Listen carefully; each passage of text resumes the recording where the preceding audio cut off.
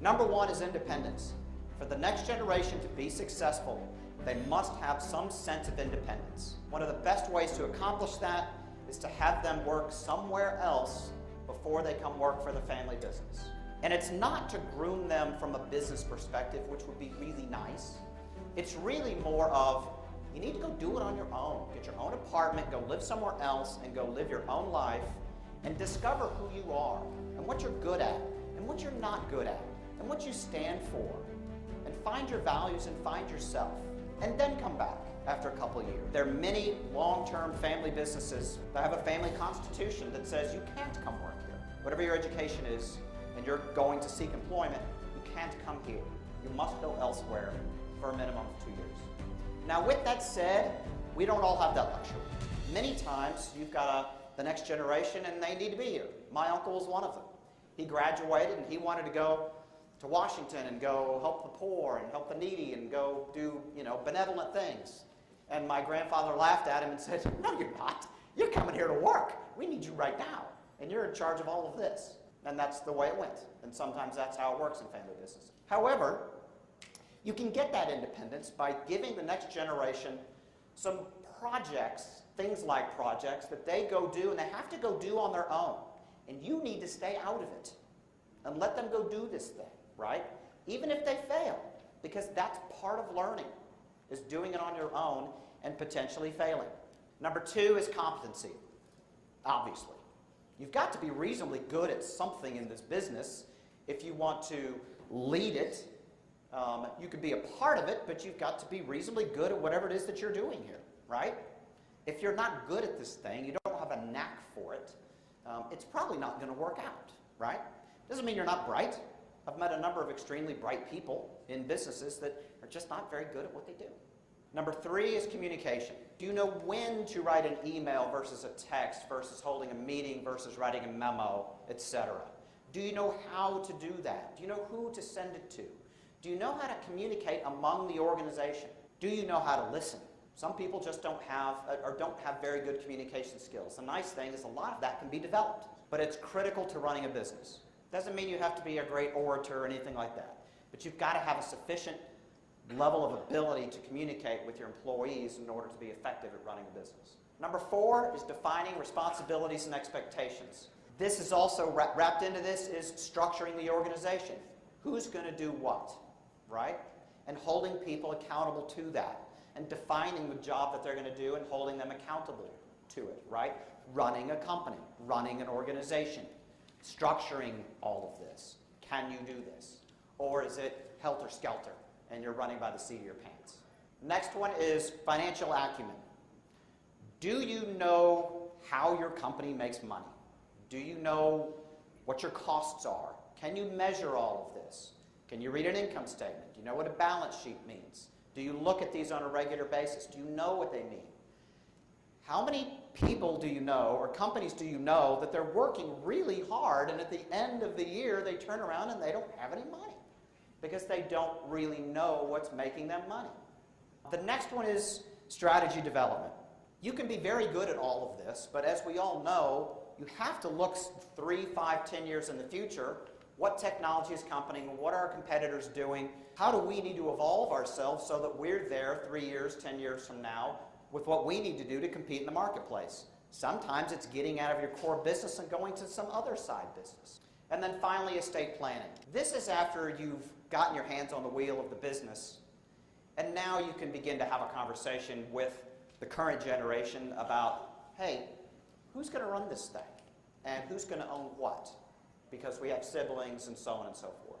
Now, for those of you that are the next generation, let me tell you what I did not say. I did not say, hey, I joined the business, I went away, I left college, I went away for 2 years, and now I want the keys to the car and we need to talk about you leaving. That's not going to work, right? You got to spend your time paying your dues and seeing if this thing's going to fit and work for you.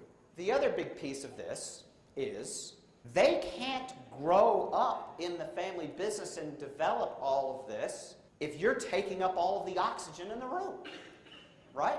It's really hard, and I get it. You've spent your whole life working at this business, and you've figured it out, and it's working really well, and you like doing it, and you're really good at it.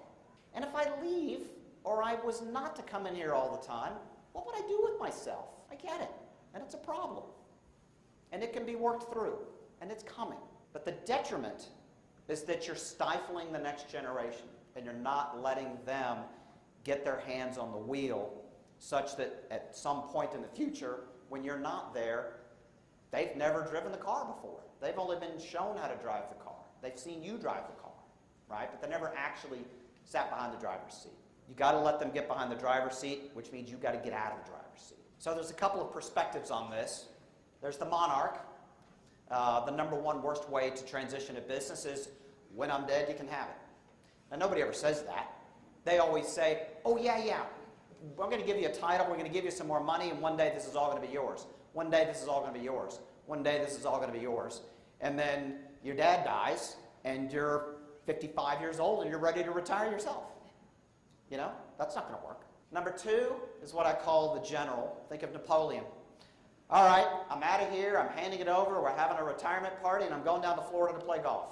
And then 3 months later, Mom or Dad's talking to somebody back at the business, how are things going? Hey, they're going good, but not as good as when you were here. You know, I'm really concerned about whatever. And then all of a sudden, Dad's coming back up to the business to save the day and fixes everything and gets everything straight and says, okay, I'm good now, and I'm going to go back to Florida. And then they get another phone call. And then they go back and forth and back and forth. And they're in and out and in and out. And so now, nobody's in charge. The next generation realizes they can't do anything because you're just going to come back and change everything I do. And the employees are really confused. Who is it that I answer to here? If I answer to you and then somebody comes back, they're going to yell at me. So it's creating a mess. The best one is the ambassador. Keep your corner office. Keep coming into the office. Don't leave. But you got to get rid of the day-to-day. Let that go. What you need to be doing is focusing on the important customers, the new big customers, the relationships that you've built up. You need to be there when those meetings occur with the customers and suppliers that you have those relationships with. Coming to these meetings, right? Connecting with your old friends, right? Being the big cheese in the room. Be the ambassador. But let the next generation handle all of the details. Let them set the course and the direction. The governor. GE's not a family business, but I use Jack Welch as an example. When he handed over ownership to GE, Jeff Immelt, he basically said, look, I'm out of here in 2 years. On January 1st of whatever day it is, I'm gone. And now we're going to spend the next 2 years figuring out who's going to run this business. And so he had a group of candidates and went through an evaluation process and a grooming process and so on and so forth. And on that day, he left and it was handed over. That's another methodology. Go to the next generation, say, I'm out of here in 2 years. What do we need to do to get there? What are the conversations that we need to have? Many people who get into businesses, not all of them, do it because they have a particular knack or skill or love for some aspect of the business. They don't really want to do all the other stuff. They don't want to do the administrative stuff. They don't want to manage people. They want to take their little area and focus on that particular area. And so I've had a number of clients where the dad is now working for the daughter or working for the son because they're running their little division or doing their little project. And it's kind of amusing where I was the guy that was running the meeting, and now I'm just sitting on the side listening to my kids run the business. And they're going to ask me, hey, how's your division doing and what are the problems going on? You become an employee, right? You get some more flexibility, but you get to keep going. I'm going to skip the last one because I don't have time to go through it. So number one, grooming the next generation, evaluating and grooming the next generation on a number of aspects. Number two, giving them some room so that they can grow within the business and find these capabilities.